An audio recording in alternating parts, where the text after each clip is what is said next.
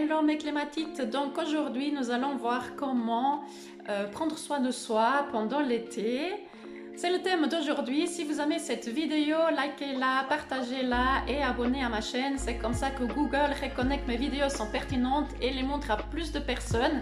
Donc merci beaucoup pour votre soutien et de votre aide. Donc pour revenir à notre vidéo, comment bien faire pendant l'été.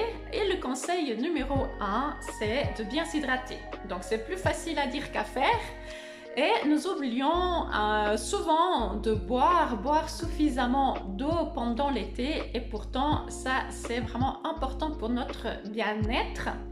Ce que je vous conseille de faire, c'est de rajouter, donc petite astuce, un hydrolat à l'eau, à votre litre d'eau, pour vous permettre de boire suffisamment et de penser à boire davantage.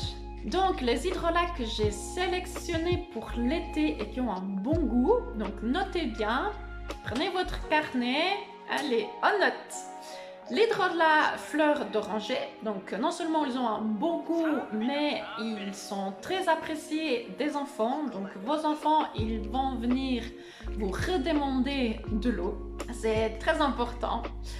Donc vous avez aussi la menthe poivrée, la verveine citronnée.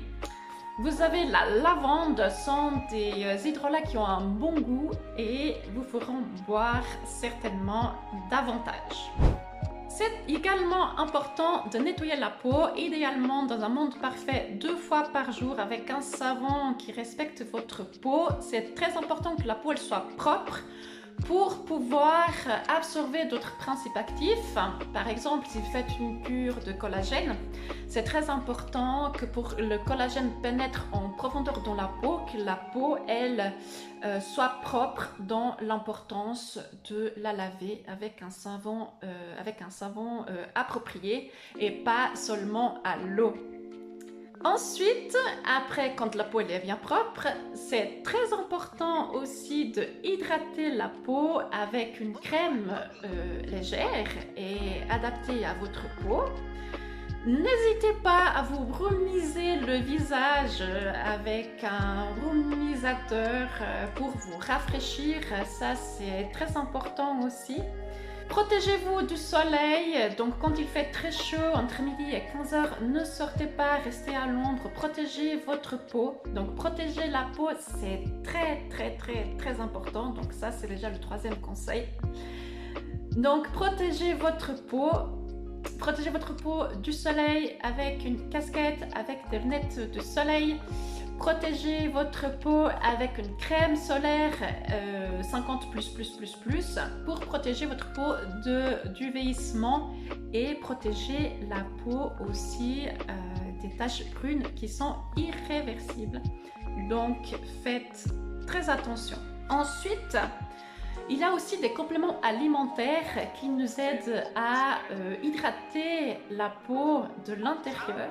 Donc n'hésitez pas à faire une cure d'oméga 3, une cure de compléments alimentaires qui hydratent la peau. Préférez les légumes qui contiennent beaucoup d'eau, les concombres, tomates, les fruits.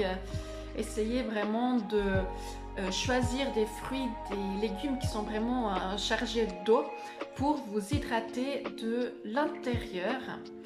Et après le soleil, la peau elle s'abîme, la peau elle génère un processus inflammatoire et ça c'est naturel et normal. Pour cette raison-là, il faudrait appliquer une crème hydratante après solaire, après l'exposition au soleil. Ça c'est très important pour nourrir votre peau et pour qu'elle retrouve toute sa souplesse. Et bien sûr, par exemple, sur des petites choses que peuvent nous arriver pendant l'été, comme par exemple les coups de soleil, piqûres d'insectes.